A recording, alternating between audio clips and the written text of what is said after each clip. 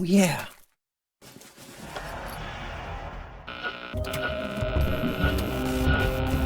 This thing broken? I start to search all the pieces in my mind that are torn. The pace, I want to figure it out. I gotta do. What the? I'd better take it anyway. I might need it. It's hard to remember exactly when, or even exactly how, I fell irrevocably in love with Silent Hill. But it was described wonderfully by some random internet commenter somewhere as being a place that you can put your sadness in for a little while, a way to lighten the load, as it were. I always return to Silent Hill, because I always find comfort in it. In particular, of course, the first 4 games are my favourites. I also love Shattered Memories. I very much enjoyed the Silent Hill 2 remake, and if you count it, there's PT as a great little game in the series too. Yet there are other games that lurk in the wings that I have more complicated feelings about.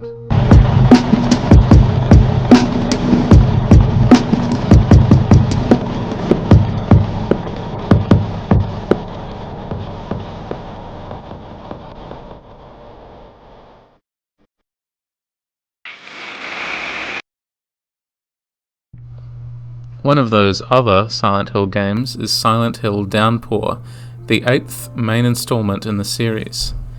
Downpour, I think, is a slightly misunderstood game. Not that it's underrated or anything, it's a perfectly serviceable game at best and boring at worst. Probably overhated, but not underloved, if that makes sense. But there are a few things about it that shine, even despite the fact that it was the first mainline Silent Hill that did not have Akira Yamaoka attached as composer. Korn, somewhat infamously, helped to fill that void. I kind of like the Korn song, to be perfectly honest, just keep that on the down low. Downpour's creative choices sting less now that we've had 13 years to reflect, and some time now to say, at least that wasn't the end for Silent Hill. But Downpour is able to conjure moments of the sublime and moments of awe, being pursued down Escherian corridors and staircases by the absence, by a black hole that warps reality and pulls at protagonist Murphy Pendleton's flesh. The black hole encourages his terrified pain screams, and personally, I find that it is much more effective than anyone really ever gave it credit for. Sometimes, Downpour can even be beautiful, just like the earlier titles in the series. Its take on the town, at least, was something new. It doesn't rely too much on the blood and rust that Homecoming pinched from the first game in the series. Its visual design at least threatens to do interesting things, even if they aren't always scary things. The most infamous bit people tend to cite is the bit where Murphy is making his way across a big clock. Yes, very silly, but looking back on it now, I think it's a fun bit of environmental design, even if it isn't frightening. And that's really the main problem with Downpour. It hardly ever frightened me. Part of the issue is the majority of the level design lacking the Escherian nightmare quality and being a dull plod through an overlong open world segment. Yes, that's right, open world. The town of Downpour is the only really open world Silent Hill. The fact that it is so open, even with a fast travel system through the subway, definitely begins to grate if you decide to go for 100% completion, which of course I did. The town of Silent Hill as a concept, I feel, is made to be luxuriated in, certainly, but not to be picked over, and certainly not to be completed. To define all of its mysteries, resolve all of its stories, feels almost criminal, which is why my position as an analyst and a habitual completionist often feels like it can defeat the purpose of the horror that I love so much. But there are always more depths to delve into, more things to consider, from an analyst's perspective anyway. And sometimes you come across a concept or an aspect of a horror work that means a lot to you as a person, something you can imprint on personally. Sometimes, when that happens, I can never quite explain my fascination with an idea. Or, to put it another way, the well of interest never dries up. I always return to the fear that made me able to see my own vulnerabilities, and it's that vulnerability that I cherish, that humanity. The Bogeyman. is one of my favourite aspects of Downpour. It's yours, if you want it. You only need to claim him as your own.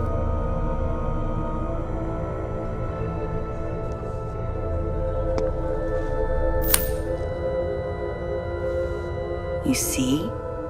I knew you'd come around in the end.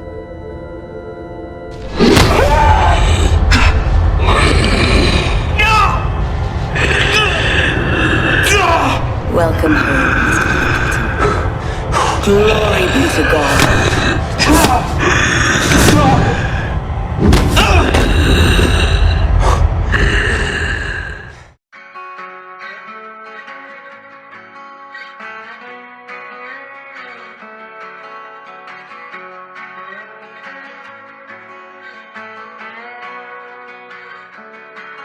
Another long, hard day of you wasting away. I'm so tired of hearing I'm gonna change. It ain't no race, just another high to chase. When it goes to hell, who you gonna blame? I hope heaven doesn't hold it against you when you get through and you know you got some changing to do. And God knows everybody makes a mistake or two, so I don't think heaven's gonna hold it against you.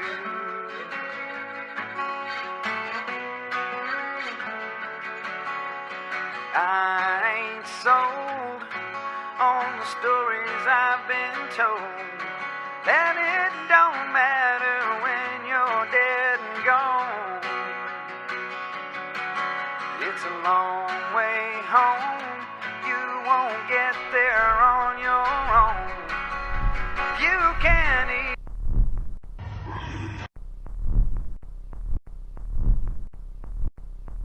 Monsters are funny things because they mean different things to different people. Sometimes they can even mean different things to one person, depending on the day. Humans are strange like that. We're capable of holding more than one view at a time, and those views are frequently contradictory, even flippant towards one another. So what is a meaningful monster to me, considering how difficult it is to actually decide on one? What monsters do I love? Well, I love Pyramid Head. Who doesn't? Konami certainly does. So does, seemingly, everyone else. He is iconic, menacing, and symbolically meaningful in the narrative he features in. Reflecting on James's journey in Silent Hill 2, Pyramid Head is evidently masculine and phallic. He wields both a great sword and a thrusting spear. He is murderous, a reminder of judgment and of guilt. He is present at so many iconic and memorable points of Silent Hill 2. Even his silhouette is iconic. But Masahiro Ito, his creator, is sick of him. That's fine. Who wouldn't be sick of answering questions on Twitter about a monster you designed over 20 years ago? The Bogeyman, at first glance, appears to be just another Pyramid Head wannabe, much like Origin's Butcher, or Homecoming's insistence that this is a slightly different monster, also called the Boogeyman. And yes, on the surface level, Downpour's Boogeyman is another large masculine character with no discernible face and a large weapon, in this case a sledgehammer rather than a large blade. Unlike Pyramid Head, the Boogeyman is covered head to toe in clothing, a thick black raincoat and a gas mask. The question of his humanity is rendered moot by this decision, as we get no confirmation of his human qualities at first. There could be anything under his clothes, just like there could be anything under Pyramid Head's helmet. The Boogeyman's mystery is enhanced by the fact that he doesn't reappear in any substantive way in any other Silent Hill game. Well, he appears in Book of Memories, but it's probably best to forget that one ever existed. I just want to prevent him from being able to use his fucking energy ray attack, because for some reason this guy has an energy ray attack. I, like many others, have never been a fan of Pyramid Head appearing beyond James's story. It's not to say you can't do it. If you want to tell a story with Pyramid Head in it, go for it. But you have to understand why you're doing it. Pyramid Head appears to James for a reason. He's got a fairly regular body, despite the horrible deformity spawning out of the back of his head. Pyramid Head is not particularly muscular, and he's relatively slow moving. He's iconic because of what he represents to James, because beneath that helmet, James could just as easily fit. So when the movie scaled him up to be a 6-foot killing machine with killer abs that rips a woman's skin off her body with about as much effort as you would use to swat a fly, I was frankly disappointed when future games in the series followed that trend. Making monsters bigger and more intimidating often misses the reason the monster might have been scary in the first place. Innocuous monsters are often more frightening, at least to me, and at least monsters that function as subversions. Surely the whole point of monsters in the first place. I much prefer monsters that keep me up at night because of the idea that something I hold to be a truth of the universe might not be true at all. The act of questioning oneself and one's place in the universe and society, I've discovered, is far more valuable than insular thinking. Monsters should be a safe way to explore new ideas, but still, in some way, potentially compelling despite being unsavory, causing you to reflect on yourself. Pyramid Head did that in 2. He did not do that elsewhere. But can we really use a monster like Pyramid Head to perform that kind of subversion? I argue that the Bogeyman is cleverly utilised within the context of Downpour's story because he represents a kind of fresh start to Silent Hill's Pyramid Head problem. Murphy Pendleton is an oddly compelling protagonist, especially after the disaster that was Travis Grady in 2007's Origins. Murphy sees the Bogeyman as representative of his own failures, but also the monster that began his whole journey, the child molester who killed his son Charlie. At the beginning of the game, Downpour cleverly makes us commit a violent act as Murphy. We are locked alone in the showers with Patrick Napier, the man who killed Murphy's kid. It's the first thing we do, making us believe that Murphy is this irredeemable monster, a killer who set up a murder in the showers. But as we play on, we realise that, in fact, Murphy had at least his reasons for doing what he did. The problem comes when we try to reconcile all these various endings. Did Murphy kill his son? One ending implies that he did, weakening that initial scene. These conflicting moments make it hard to root for the story as it progresses. The previous games have cued us, mostly, to believe that each monster appears unique to each individual who wanders into Silent Hill. Sure, James sees Angela's abstract daddy monster, but in a way totally different to how Angela would see it. But the Boogeyman also belongs to Anne Cunningham, a prison guard who loathes Murphy. The final boss segment, where you play from the Boogeyman's perspective and stalk Cunningham, is fiendishly clever, showing that while Murphy has begun to let go of his hatred and understand where that hatred had taken him, Cunningham has not. The Boogeyman, this indomitable force, is teased throughout the game, showing up in several other world sections just as a background monster, threatening but not interested in killing you just yet. We get a glimpse of him in shadows in the clock tower, where the murder of Napier is restaged, except this time the Boogeyman is Napier's killer rather than Murphy. You can probably see where this is going. Finally, we encounter the Boogeyman properly in the monastery orphanage section. Unlike Pyramid Head, who pops up as a threat in a few places, the Boogeyman essentially gets an entire dungeon all to himself. With a children's nursery rhyme the player must assemble in order to let a kid unlock the door for them. The rhyme is actually cleverly put together. Poor little Stephen Skelter, even the chaplain won't forgive you. Forever lies your pleading cries, but Susie knows you felt her. Nowhere left for you to run, every fault laid bare in the open. Along with your skins played out from within, once the monster has his fun. Take heed, it's not too late, mistakes needn't haunt you forever. Though you have regret, you can't just forget. You alone decide your fate. While the entire poem is relevant to Murphy's story, I find myself thinking that the last 4 lines speak to Silent Hill as a whole. It is, at this point, a series fixated on recreating past glories. Silent Hill 2 is this inescapable vortex, something from which the franchise has never quite been able to escape. This isn't all bad, given how much I love Silent Hill 2, of course, and Silent Hill 3 and The Room were valiant attempts to break free from the gravity that Silent Hill 2 had, outside of Japan especially, but no one ever really forgot James's story, and nor should they. But it was clear by Homecoming, in particular, that the series had to move on, because Homecoming struggled to break free from anything that had come before. Fan service and repackaging familiar ideas was really all the game had. The boss designs were interesting, but Homecoming also makes you gun down human cultists without reflecting on what makes that violence meaningful. You're actually killing human beings? Does Alex, the protagonist of Homecoming, have anything to say about that? The soldier fantasy, or delusion that he's under, might be a part of it, but it comes off as too loose a theme for me. So he has nothing to say, no meaningful reaction to actually bludgeoning a human being to death with a rusty pipe. No, of course not. These faceless, cookie-cutter enemies could have had something to say, just like the Boogeyman's own anonymized design, but the developers failed to do anything of the sort. Compare and contrast this with when James kills Eddie in Silent Hill 2. The weight of the moment is felt both in the original and the remake. An actual human life has been taken, and the game treats that human life seriously. When a person dies, Silent Hill treats it with the gravitas it deserves. When in Silent Hill 3, Vincent implies Heather could be killing people, the game treats that with horror.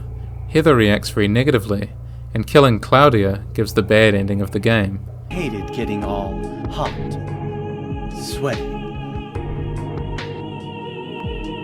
Oh, really? I'm just looking out for myself. Everyone does it. Don't stand there looking so smug. You're the worst person in this room. You come here and enjoy spilling their blood. And listening to them cry out. You feel excited when you step on them and snuff out their lives. Are you talking about the monsters? Monsters? They look like monsters to you? Oh no. Don't worry. It's just a joke. Human beings matter, the original Silent Hill games say. Their trauma matters, their lives matter. They react to that trauma and pain in tangible ways. Homecoming, in particular, does not.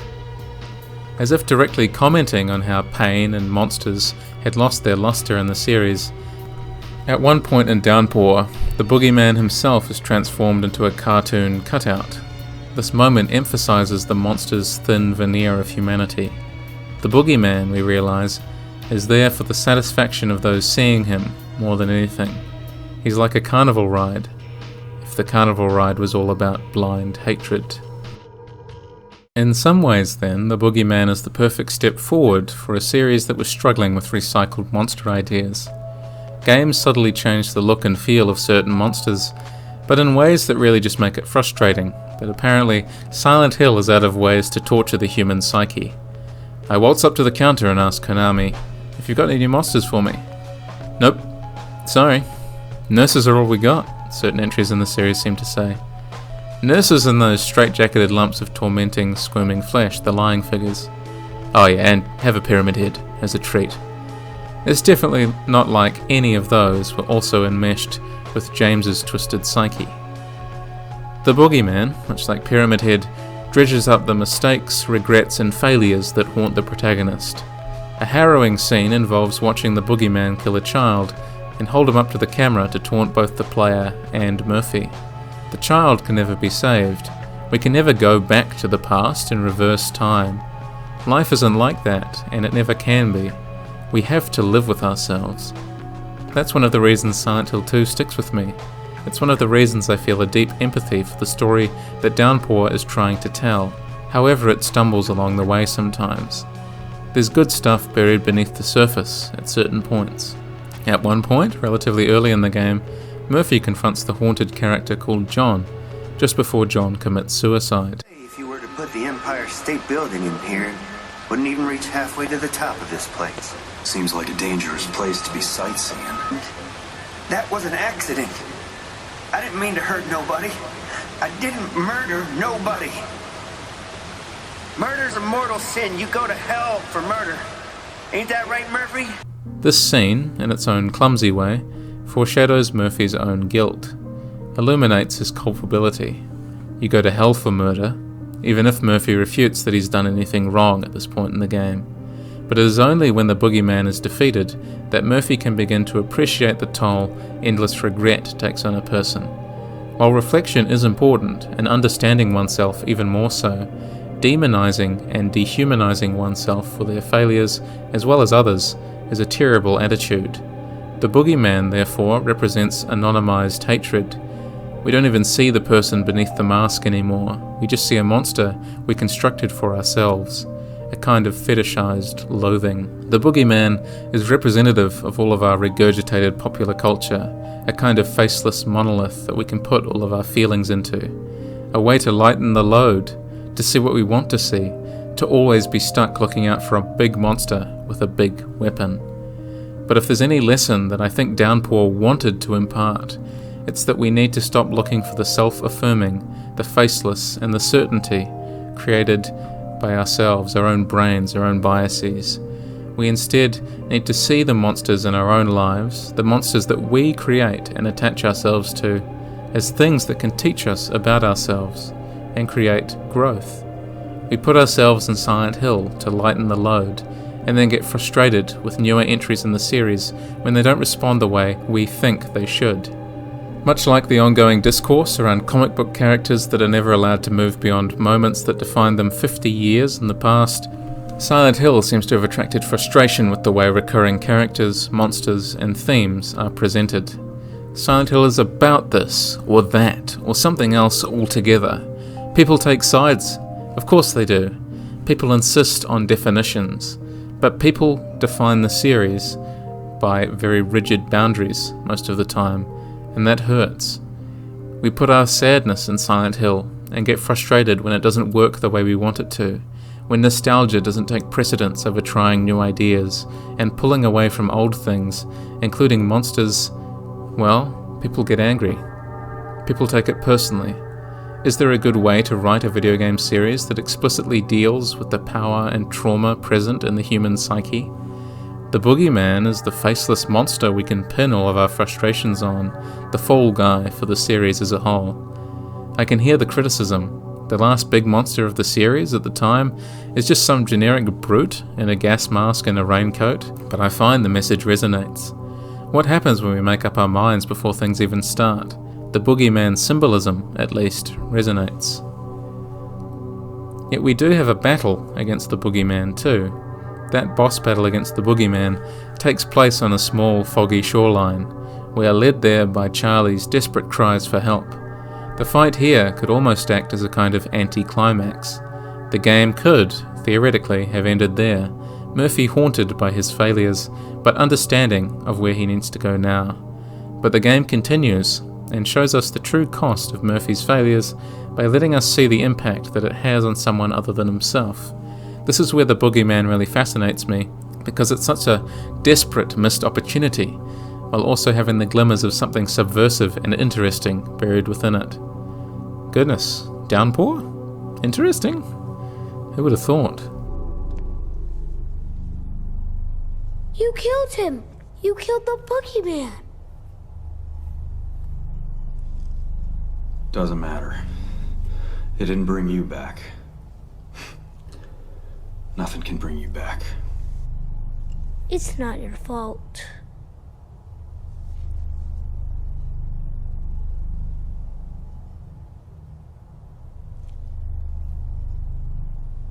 I'm sorry.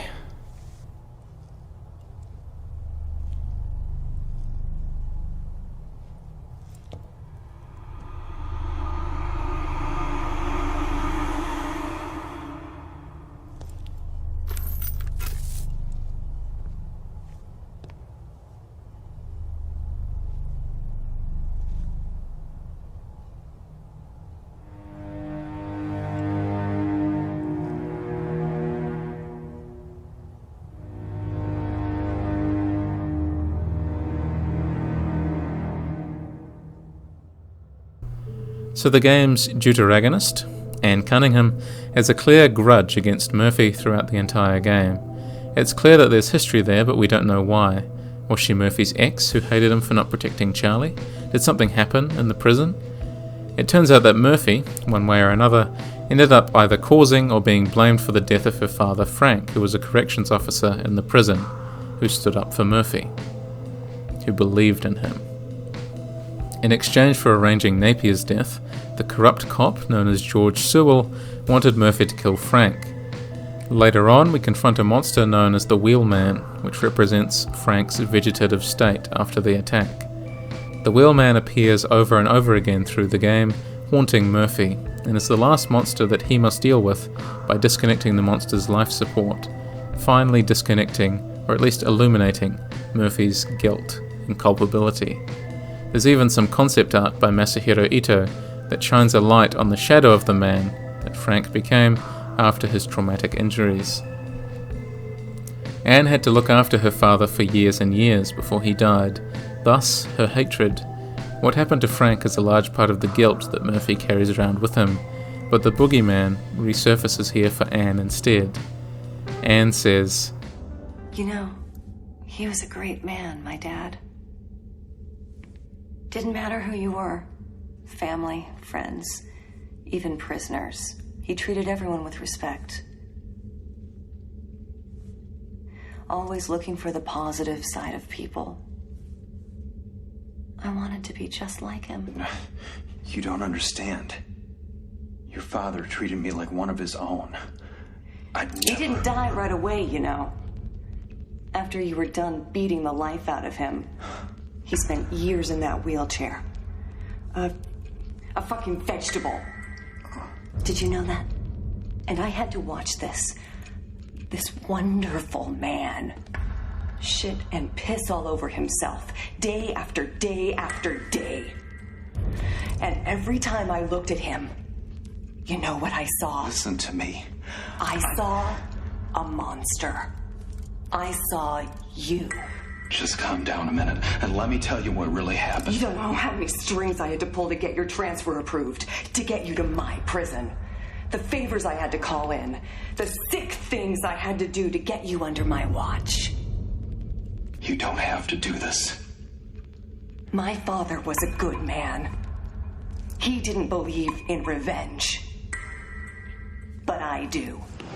Hours after we've unmasked the boogeyman and defeated him on the shoreline, letting Murphy begin to heal by understanding the dehumanizing, faceless hatred he carried for himself and for Napier, the game pulls its final, tantalizingly close to clever trick. We begin to play as the boogeyman in the final confrontation. Now we play as someone else's manifestation of blind hatred. We are the amusement park that Anne is moving through, but unable to move on from. This is such a clever moment that I feel gutted it doesn't quite work, if just because Murphy's guilt and culpability regarding Frank varies depending on your invisible karma meter. Either Murphy killed Frank, or George Sewell did. This simple fact means that the reason for everything feels a bit shaky. But perhaps that's not the point of the boogeyman in the first place, if we want to be charitable. It doesn't matter whether Murphy's guilty or not. You can opt to kill Anne at the end if you defeat her. If you've got good karma, and you opt to kill her, Murphy tries to commit suicide but winds up back at the start of the prison level, trapped in a loop of suffering. He did not understand what the boogeyman stood for after all. If you spare Anne but have bad karma, Anne switches her focus to Sewell.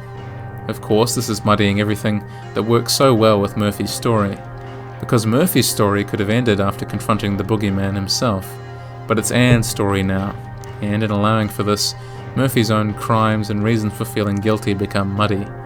In Silent Hill 2, James is always responsible for killing Mary, but the choices we make as James in gameplay reflect on how he deals with the guilt. By contrast, the way we play Murphy changes the crime itself, as well as how he deals with the guilt, which poisons the well a bit, and makes everything just a bit less powerful, work a bit worse. It just doesn't land as well as it could. But there is one final thing that I like about the game's endings. If you let Anne kill Murphy as the boogeyman, the ending is rather appropriate indeed. Murphy learned about his own blind hatred, but Anne didn't. So the opening of the game is restaged, where she is the prisoner and he is the guard. Her inability to see Murphy as a human being destroys her. the Bogeyman triumphs in the end. We're trapped on the amusement park ride forever and ever and ever.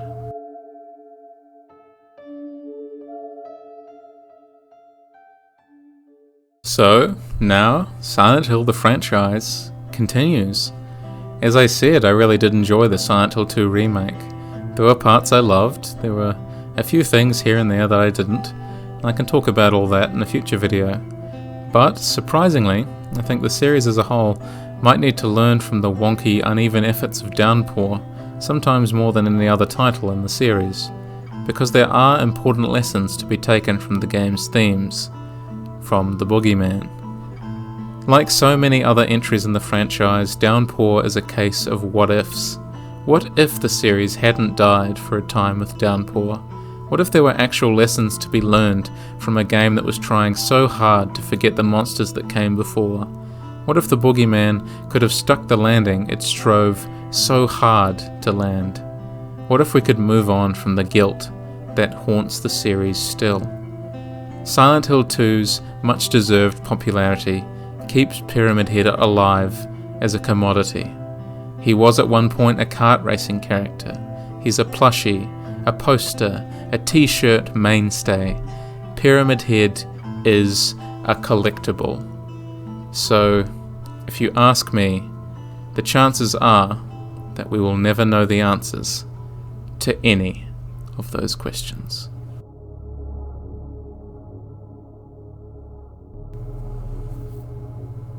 Firstly, thank you to my patrons, Frankaloons, Future Cityscape, Blue Voices, Y Jove, Nos, Wending Wind, and Damien.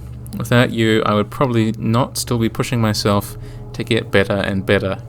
I really appreciate everything you do to support my funny little channel, and I'm aiming high with these videos, trying to see where I land, where it leads me.